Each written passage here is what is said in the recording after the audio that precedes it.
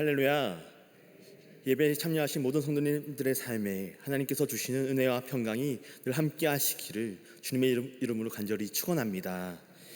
오늘 수요 치유의 신학 제목은 기도 안에 담겨 있는 치유의 은혜입니다. 본문은 마가복음 9장 14절부터 29절입니다. 저는 사랑부를 담당하고 있는 진성규 목사입니다. 우리는 어떤 사람을 보면 손대는 것마다 잘 된다고 말합니다. 흔히 마이더스의 손이라고 하는데, 그런데 믿음의 자리에서도 비슷한 착각이 생길 때가 있습니다.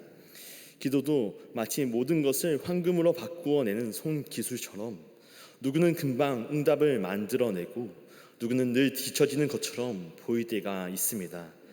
그래서 우리는 눈앞에 보이는 장면으로 전체를 판단하곤 하는데, 누군가의 간증은 많은 사람 앞에 드러난 결론이지만 그 결론 뒤에 얼마나 긴 기다림과 눈물과 흔들림이 있는지는 잘 보이지 않습니다.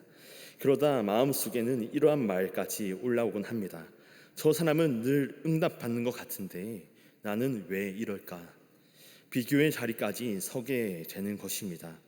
그러나 하나님은 우리를 남들이 이룬 성공과 성과로 재단하지 않으시고 우리의 삶 전체, 숨겨진 시간까지도 알아주시는 분인 줄로 믿습니다. 쉐렌 키에르케고르는 기도를 두고 하나님을 바꾸기보다 기도하는 사람을 하나님 앞에서 다시 빚는 일이라고 말했습니다. 응답이 더디게 느껴질수록 우리는 내가 뭘 더 해야 하는 게 아닌가라고 생각하곤 합니다. 하지만 기도는 상황을 판단하고 계산하는 시간이 아니라 마음의 방향을 하나님께로 다시 돌리는 시간입니다.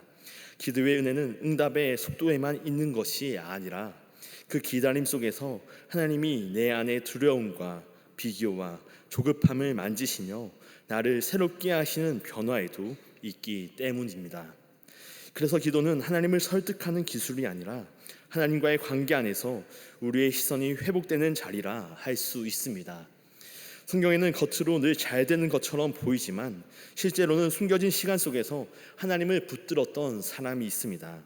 창세기의 이삭입니다. 이삭은 약속의 땅에서 복을 받아 크게 창대해졌습니다. 그러자 블레셋 사람들이 그를 시기하기 시작합니다. 그들이 집요하게 공격해 온 곳이 있는데 그곳이 우물이었습니다. 우물은 목축의 생명줄이요 생존 그 자체를 의미했습니다. 이삭이 우물을 파면 빼앗고 메어버리고 다투고 또 다투었습니다. 그렇게 창세기는 이삭이 판 우물들의 이름이 붙는 과정을 보여줍니다. 어떤 우물은 다툼이라 불리고 또 어떤 우물은 대적이라 불립니다. 그리고 마침내 넓은 곳이라고 하는 이름의 우물에 이르러 이삭이 이렇게 고백합니다. 창세기 26장 22절 후반절입니다. 이제는 여호와께서 우리를 위하여 넓게 하셨으니 우리가 이 땅에서 번성하리로다. 아멘. 사랑하는 여러분, 이삭의 복은 손만 대면 금이 되는 그러한 능력이 아니었습니다. 빼앗겨도 막혀도 다시 파며 하나님을 신뢰하는 지속의 믿음이었습니다. 다시 말해 하나님이 주시는 은혜는 때로 한 번의 화려한 성공으로 증명되기보다 자주 끊기는 자리에서 다시금 시작하게 하시는 그러한 은혜로 드러납니다. 기도 역시 그러합니다. 한 번의 대단한 기도가 아니라 메어지고 끊어진 자리에서 다시금 하나님께 나아가 우물을 파듯 마음의 깊은 자리에까지 내려가는 것, 그 자리에 치유와 회복의 은혜가 담겨 있는 줄 믿습니다. 오늘 본문 말씀은 그저 귀신 들린 아이가 고침받았다는 이야기를 다루며 끝나지 않습니다. 이 사건은 매우 중요한 흐름 속에 놓여 있었습니다. 오늘 사건 직전에 예수님은 산 위에서 변화되시는 영광을 드러내셨고 3명의 핵심 제자들은 그 장면을 함께 보며 영광 중에 있었습니다. 그런데 산 아래는 무엇이 기다리고 있었습니까? 논란과 소란, 실패와 절망이었습니다. 산 위의 영광과 산 아래의 현실이 극명되게 대비되는 것을 보여줍니다. 신앙의 여정에서도 그러합니다. 은혜의 자리를 경험했다고 해서 현실의 문제들이 자동으로 사라지지 않습니다. 오히려 은혜의 자리 다음에 더 거친 현실이 밀려올 때도 있습니다. 산 아래는 그렇게 귀신 들린 아이가 있었습니다. 아이는 고통 속에 있었고 아버지는 절박했습니다. 그는 제자들에게 아이를 데려왔지만 제자들은 고쳐내지 못합니다. 여기에는 한 가지 중요한 사실이 있습니다. 이 제자들이 아무 경험이 없던 사람들이 아니었다는 점입니다. 이미 주님께로부터 권능을 받아 전도 여행을 다니며 귀신을 쫓아내는 사역을 했던 이들이었습니다. 그럼에도 그들은 오늘 실패하고 말았습니다. 그러자 서기관들은 논쟁을 걸어오고 무리들은 술렁이기 시작했습니다. 결과가 나오지 않는 그 순간 사람들은 제자 공동체를 공격하고 주님의 길을 의심하며 믿음을 조롱합니다. 아이의 아버지까지도 무엇을 하실 수 있거든 우리를 불쌍히 여기사 도와주소서라고 흔들리는 마음 가운데 주님께 말하기까지 합니다. 이 역시 절망이 만들어낸 말입니다. 그때 예수님은 단지 왜 못했느냐라고 끝내지 않으십니다. 주님은 이 사건을 기도의 자리로 다시금 세워주시는데, 주님은 할 수 있거든이 무슨 말이냐, 믿는 자에게는 능치 못할 일이 없느니라 하시며 아버지의 그 흔들리는 마음을 정면으로 받아주십니다. 그리고 이를 통해 오늘 이야기 전체를 담아낸 고백이 전해집니다. 내가 믿나이다. 나의 믿음 없는 것을 도와주소서. 이것은 기도가 완벽한 믿음의 선언이 아니라 부서진 믿음을 주님께 가져오는 것이라는 것을 말해줍니다. 치유의 은혜는 완벽한 사람에게서 시작되지 않으며 오히려 주님, 저는 흔들립니다. 그러나 주님을 의지합니다. 라고 하는 정직한 고백에서 시작된다는 것입니다.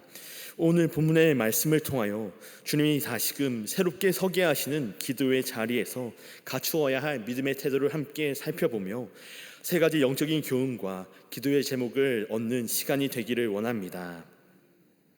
첫째로, 기도는 주님의 시선으로 다시 보게 하는 자리입니다. 기도는 주님의 시선으로 다시 보게 하는 자리입니다. 오늘 본문은 논쟁의 자리에서 시작합니다. 산 위의 영광을 경험하고 내려온 예수님의 일행이 산 아래에 도착해 보니 제자들 주변을 큰 무리가 둘러싸고 있었고 서기관들은 제자들과 맞서 변론하고 있었습니다. 그 논쟁의 출발점은 단순한 말싸움이 아니었습니다. 오랜 시간 고통 속에 있던 한 아이와 그 아이를 붙들고 찾아온 아버지의 절박함이 그 현장의 중심에 있었습니다. 14절입니다. 이에 그들이 제자들에게 와서 보니 큰 무리가 그들을 둘러싸고 서기관들이 그들과 더불어 변론하고 있더라. 예나 지금이나 사람들은 아픔 그 자체보다 그 아픔을 둘러싼 논쟁거리에 쉽게 끌릴 때가 있습니다. 아이의 고통과 아버지의 절박함보다 제자들과 서기관 사이의 말다툼이 더 큰 구경거리가 되어버린 겁니다. 결국 그 자리에서 시선은 사람이 아니라 논쟁으로, 긍휼이 아니라 정당성으로 옮겨가고 있었습니다. 시간이 지나면 지날수록 논쟁은 길어지고 사람들의 마음은 지쳐갑니다. 사실 이것은 그들만의 이야기가 아닙니다.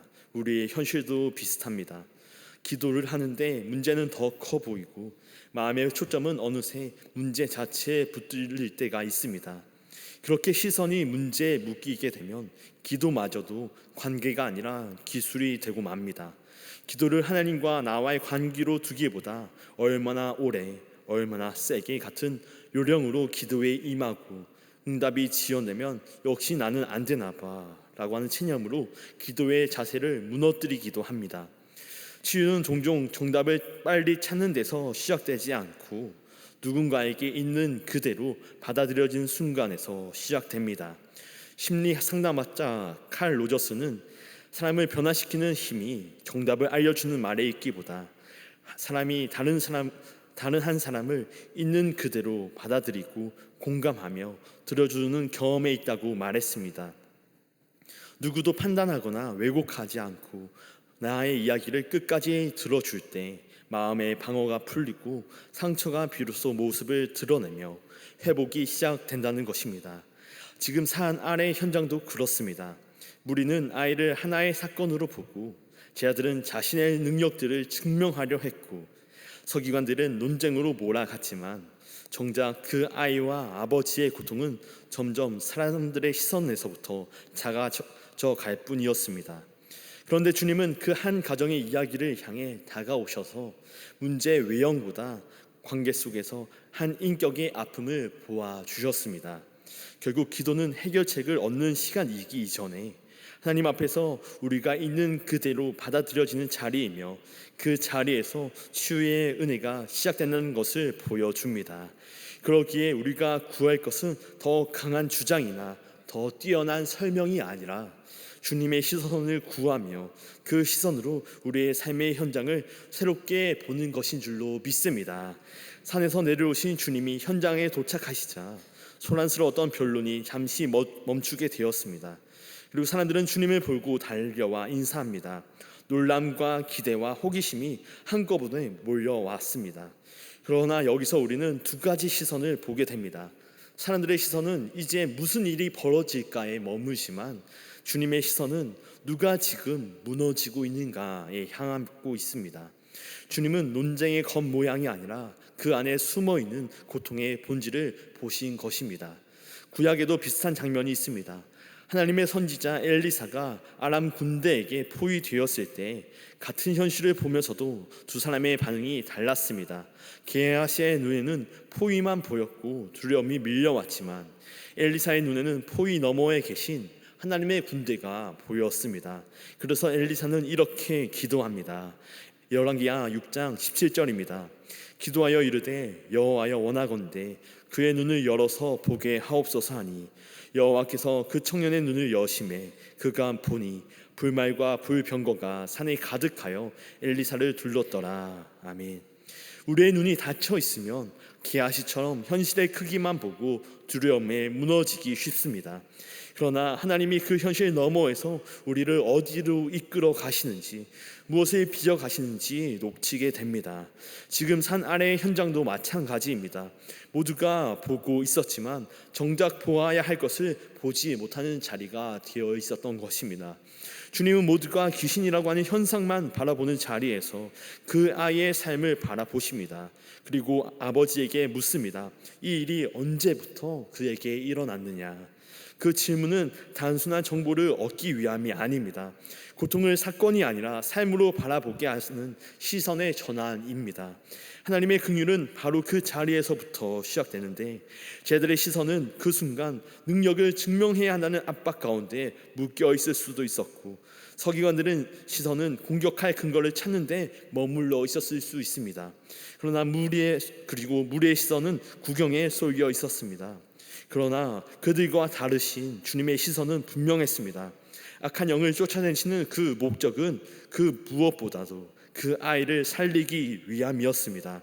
존재 자체를 귀하게 여기시는 하나님 아버지의 마음이 이루어지는 자리, 바로 그 시선에서부터 치유와 회복이 시작되는 것을 우리에게 보여주시는 것입니다.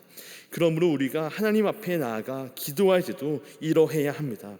먼저 구해야 할 것은 더 많은 기도의 방법이 아니라 하나님 아버지의 마음을 구해야 합니다. 주님, 내가 내 문제를 보는 방식이 아니라 주님이 나와 내 가정을 바라보시는 그 방식으로 변화되게 하여 주시옵소서. 이러한 시선의 변화에서부터 치유와 회복이 시작되기 때문입니다. 사랑하는 여러분, 기도의 자리에서 무엇보다도 먼저 주님의 시선을 구하는 저와 여러분 되시길 바랍니다. 주님의 은혜의 시선으로 우리 자신을 바라보고 그 시선으로 하나님이 열어가시는 새로운 현실을 보게 될 때 회복의 가정 위에 우리가 서게 되기 때문입니다. 우리를 있는 그대로 받아주시고 우리보다 우리를 더 잘 아시며 우리를 더 사랑하시는 주님의 그 시선의 은혜를 알게 될 때 비로소 우리는 하늘에 속한 회복의 능력을 누리고 또 전하는 사람이 될 줄로 믿습니다. 기도의 자리에서 세상의 시선에서 주님의 시선으로 변화되는 그 자리를 통하여 하늘의 능력을 힘입어 살아가는 저와 여러분 모두가 되시기를 주님의 이름으로 간절히 축원합니다. 둘째로, 하나님과의 바른 관계에서부터 치유가 시작됩니다. 하나님과의 바른 관계에서부터 치유가 시작됩니다. 오늘 본문에서 주님이 마주하신 현장은 모든 관계가 망가져 버린 상황이었습니다. 제자들은 무기력해졌고 서기관들은 논쟁을 걸고 있으며 무리는 소란스러웠습니다. 그러한 중에 주님의 오심을 보았던 아이의 아버지는 절박함 속에서 흔들리는 마음으로 주님 앞에 나와 말합니다. 17절과 18절입니다. 무리 중에 하나가 대답하되 선생님, 말 못하기에 귀신 들린 내 아들을 선생님께 데려왔나이다. 귀신이 어디에 서든지 그를 잡으면 거꾸러져 거품을 흘리며 이를 갈며 그리고 파리에 지는지라. 내가 선생님의 제자들에게 내쫓아 달라 하였으나 그들이 능히 하지 못하더이다. 말 못하게 하는 귀신이 아들을 붙잡아 넘어뜨리고 거품을 흘리게 하고 이를 갈게 하고 파리하게 만든다는 것입니다. 그리고 한마디 결정적인 말이 이어집니다. 제가 제자들에게 내쫓아 달라 했지만 그들이 능히 하지 못했습니다. 이 한 문장 안에 아버지의 절망이 들어져 있습니다. 아이의 고통, 사람들의 시선, 그리고 왜 안 되느냐는 무력감이 한꺼번에 몰려오는 것입니다. 그 말을 들으신 주님은 탄식하십니다. 믿음이 없는 세대요. 이 말씀은 특정 한 사람만 겨냥해 하신 말씀이 아니라 그 현장 전체를 지배한 불신의 공기를 향한 탄식이었습니다. 제자들의 무력함, 서기관들의 공격, 무리의 구경, 아버지의 흔들림, 하나님을 신뢰하기보다 눈앞의 상황에 마음이 붙들려버린 자리였기 때문입니다. 그런데 여기서 주님이 언급하신 믿음은 단순히 확신의 강도만을 뜻하지 않습니다. 죄송합니다. 본문에서 믿음으로 표현된 단어 피스티스는 신뢰뿐만이 아니라 신실함, 충실함의 의미를 함께 가지고 있습니다. 그래서 믿음이 없다는 것은 단지 의지나 감정이 약하다는 말이 아니라 하나님께 기대어 서는 관계, 하나님께 붙어있는 관계가 끊어져 버린 영적 상태를 가리킵니다. 보다 더 중요한 것은 성경이 말하는 믿음이 인간이 먼저 만들어내는 결심이 아니라는 점입니다. 믿음은 언제나 하나님의 신실하심, 하나님이 먼저 언약을 지키시고 약속을 붙드시며 우리를 포기하지 않은 그 신실하심에 대한 응답으로 일어납니다. 그래서 하나님과의 바른 관계는 이렇게 정리할 수 있습니다. 먼저 하나님의 신실하심이 있고 그에 따른 응답으로 우리 인간의 신뢰와 충성이 나타나며 거기에서부터 관계의 회복과 치유의 길이 이어진다는 것입니다. 이처럼 예수님의 탄식은 너의 믿음이 왜 이렇게 약해 보이니? 더 강하게 믿을 수는 없니? 라고 하는 압박이기 이전에 왜 너의 관계가 이렇게 끊어져 있느냐? 왜 하나님을 의지하는 자리에 서 있지 않느냐라고 하시는 무너진 관계에 대해 안타까운 마음을 감추지 못하며 하신 말씀이었습니다. 그러나 주님은 탄식으로서 그 말씀을 끝내지 않으십니다. 곧이어 그를 내게로 데려오라 말씀하십니다. 관계를 여는 초대의 말씀을 통하여 그 자리에 있던 이들로 하여금 하나님께 연결될 수 있도록 불러주신 것입니다. 여기서 우리는 기도의 본질을 볼 수 있습니다. 믿음은 강한 자신감이 아니라 하나님께 마음을 걸고 의지하는 관계인 것입니다. 제자들은 이미 전도 여행 가운데 귀신을 쫓아내었던 승리의 경험이 있던 자들이었습니다. 그러나 그 경험이 도리어 독이 되어 버렸습니다. 그들은 기도보다 사역에 익숙함으로 움직이기 쉽게 되었고 하나님과의 관계가 약해지게 되면서 그저 사역을 성과로만 여기는 모습이 나타났습니다. 그 결과 그러한 제자 공동체 속에서는 서로를 비교하며 질투와 시기 속에서 서로에게 상처만 남기게 되었습니다. 그래서 예수님은 그들 가운데 능력의 문제만 다루지 않으시고 그 마음의 중심이 하나님께 기대어져 있는지 하나님과의 관계가 살아있는지를 다루고자 하셨던 것입니다. 프랑스 철학자 엠마누엘 레비나스는 타자의 얼굴을 마주할 때 우리는 더 이상 사람을 수단으로 대할 수 없고 책임의 관계로 들어간다라고 말합니다. 영원한 타자 되시는 하나님, 우리에게 단지 능력을 주시는 분으로 여기는 데에서 벗어나 하나님 앞에서의 책임적 존재로 서며 충성을 고백하는 그 자리에서 우리를 통해 일하시는 하나님을 보게 되는 줄 믿습니다. 치유의 능력을 위해 하나님을 수단화하며 자신 앞에 선 일을 성취를 위한 수단으로 삼을 때 제자들은 어떠한 능력도 나타낼 수 없었습니다. 그러나 먼저 하나님과의 바른 관계를 형성하게 하신 주님의 말씀은 바로 이러한 본질적인 전환이 일어나게 하신 것입니다. 하나님을 경외하게 하시며 또한 한 존재의 귀중함을 보게 하신 것입니다. 그리고 주님은 아버지의 말도 이어 다루시는데 아버지가 무엇을 하실 수 있거든 이라 말했을 때 예수님은 이렇게 응답하십니다. 할 수 있거든이 무슨 말이냐? 믿는 자에게는 능히 하지 못할 일이 없느니라. 아멘. 여기서 믿는 자는 완벽한 사람이 아니라 하나님께 기대는 사람입니다. 그래서 아버지는 곧바로 이렇게 고백합니다. 내가 믿나이다. 나의 믿음 없는 것을 도와주소서. 이것이 바른 관계의 시작입니다. 강한 확신이 아니라 흔들리는 마음까지도 주님께 맡겨드리는 정직한 고백, 그것이 믿음인 것입니다. 그리고 그러한 맡김의 자리에서 하나님의 변함없으시고 신실하신 그 은혜를 우리는 경험하게 되는 줄 믿습니다. 사랑하는 여러분, 기도는 하나님과 거래하는 협상의 기술이 아닙니다. 기도는 하나님을 움직이는 기술이 아니라 우리의 마음이 하나님께로 돌아가는 길입니다. 우리의 삶의 주인이 하나님이심을 인정하고 그분께 기대어 설 때 하나님과의 관계가 새롭게 열리며 그 새로워진 관계 안에서 회복과 치유의 은혜를 경험하게 되는 것입니다. 바라기는 치유와 회복의 은혜를 사모하여 나온 이 자리에 계신 저와 여러분 모두가 이러한 하나님과의 바른 관계, 새로워진 관계에서부터는 치유와 회복을 경험하게 되기를 바랍니다. 그리고 그 무엇보다도 먼저 하나님과의 바른 관계를 온전히 지켜가는 저와 여러분 모두가 되시기를 주님의 이름으로 간절히 축원합니다.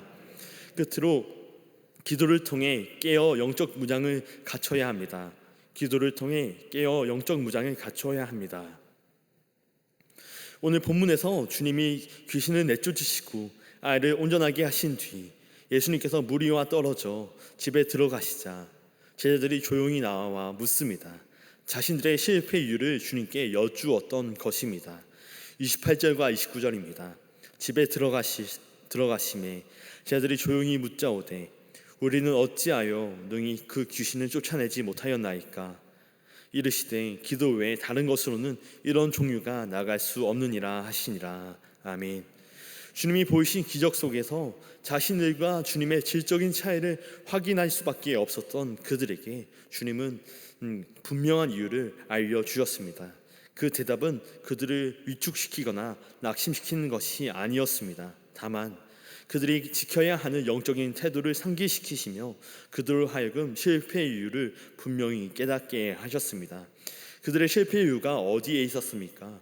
분명 주님이 귀신을 내어 쫓으시던 자리에서 나타난 것은 주님의 엄중한 명령이었습니다. 그러나 그 명령과 기적 뒤에는 기도가 있었다는 것입니다. 언제나 하나님과 연결되어 계셨던 주님, 하나님과의 교통을 수시로 하시던 주님에게 치유는 특별한 기술이 아니라 기도 안에서 맺어진 관계의 열매였습니다. 그리고 주님이 제자들에게 당부하신 말씀 속에서 주목할 것은 기도 외에 이런 종류가 나갈 수 없다 해서 기도를 통해 대적을 물리치는데 그 대적에 대하여 어떠한 한 존재가 아니라 종류, 복수의 표현으로 쓰신 것입니다. 우리를 공격해오는 마귀와 사단의 괴계는 단순하지 않습니다. 어떠한 하나의 유혹, 단편적 도전으로 우리에게 다가오지 않고 우리를 삼키기 위해 모든 수단을 동원하는 것이 사단의 전략이라는 것입니다. 이러한 주님의 말씀은 사도 바울의 권면과도 연결됩니다. 사도 바울은 이러한 도전 앞에 서 있는 믿음의 자세를 영적 전신갑주를 입는 것이라 말합니다. 진리의 띠, 의의 호심경, 평안의 신과 믿음의 방패, 구원의 투구와 성령과 말씀의 검으로 영적인 무장을 갖추어야 한다는 것입니다. 전문성 연구의 권위자인 스탠 심리학자 안데르스 에릭센은 탁월함이 순간의 재능이 아니라 의도적 훈련으로 몸에 새겨진 결과라고 말했습니다. 위기의 순간엔 머리로 아는 지식보다 평소에 반복해서 익힌 것이 먼저 튀어나옵니다. 그래서 영적 정신 갑주를 입는다는 말은 한번 마음 먹고 끝내는 결심이 아니라 매일 반복 속에서 영혼에 익숙해지게 하는 훈련을 뜻합니다. 기도는 감정이 좋을 때만 하는 종교 행위가 아니라 위기 앞에서 자동으로 하나님을 붙들게 만드는 영적 근육이라는 것입니다. 제자들의 실패는 능력의 부족이기 이전에 그 순간을 이겨내 기도의 후연이 비어 있었음을 드러냅니다. 그러기에 우리 역시 일상의 자리에서 깨어 영적 전투의 순간 가운데 믿음이 무너지지 않도록 준비해야 합니다. 왜냐하면 이미 시작되었으나 아직 완성되지 않은 하나님의 나라를 이 땅에서 살아가고 있는 우리가 영적 대적을 마주하며 살아가기 때문입니다. 에베소서 6장 12절은 이렇게 이야기합니다. 우리의 씨름은 혈과 육을 상대하는 것이 아니요 통치자들과 권세들과 이 어둠의 세상 주관자들과 하늘에 있는 악의 영들을 상대함이라. 아멘.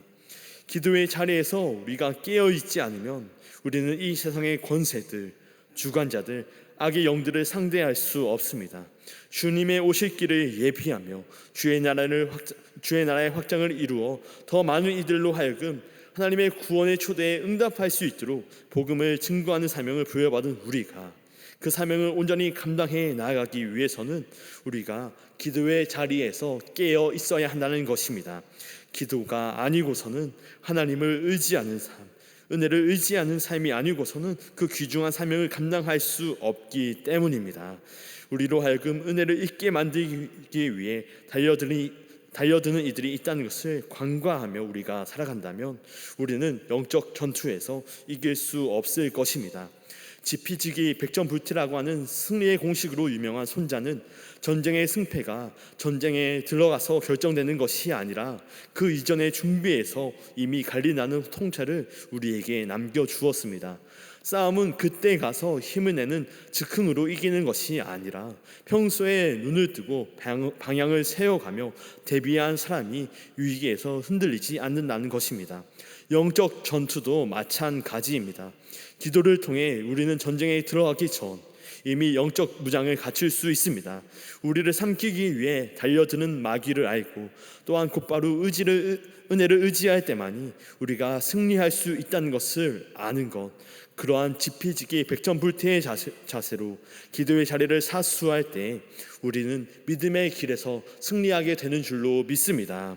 사랑하는 여러분, 날마다 기도의 자리를 사수하시며 깨어 영적인 무장을 갖추는 저와 여러분 되시기를 바랍니다.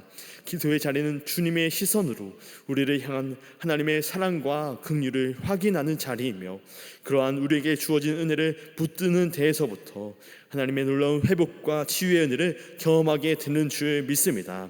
그리고 하나님을 향한 신실한 자세로 그분과의 관계를 지켜가며 깨어 대비하는 영적 군사로 서게 될 때 주님이 승리하신 것과 같은 믿음의 열매를 우리도 거두게 될 줄로 믿습니다. 바라기는 이러한 주님의 은혜가 기도의 자리를 통하여 날마다 저와 여러분들의 삶 가운데 충만하시기를 주님의 이름으로 간절히 축원합니다. 기도하겠습니다. 신실한 사랑으로 우리를 품어주시는 주 하나님, 주님이 주실 치유와 회복의 은혜를 구하며 나온 예배의 자리 가운데 말씀을 나누며 주의 은혜를 얻게 하여 주시니 감사합니다. 문제 속에 사로잡힌 우리의 시선을 주의 시선으로 새롭게 하여 주사 우리의 삶을 향하신 하나님의 그 귀한 마음을 깨닫게 하여 주시옵소서. 할 수 있거든 주님 앞에 조건을 달며 나아가는 의심과 두려움에서부터 떠나 믿음 없음을 도와주셔서 구하던 그 간절한 고백처럼 정직하고 진실한 고백의 자리 가운데 서는 우리가 되게 하여 주시옵소서. 그리하여 주님과의 새로워진 관계 속에서 신실한 모습으로 순종하며 나아갈 때 주께서 허락하여 주시는 치유와 회복의 은혜를 날마다 새롭게 누리며 살아가는 복된 삶이 되게 하여 주시옵소서. 우리 주 예수 그리스도의 이름으로 간절히 기도하옵나이다. 아멘.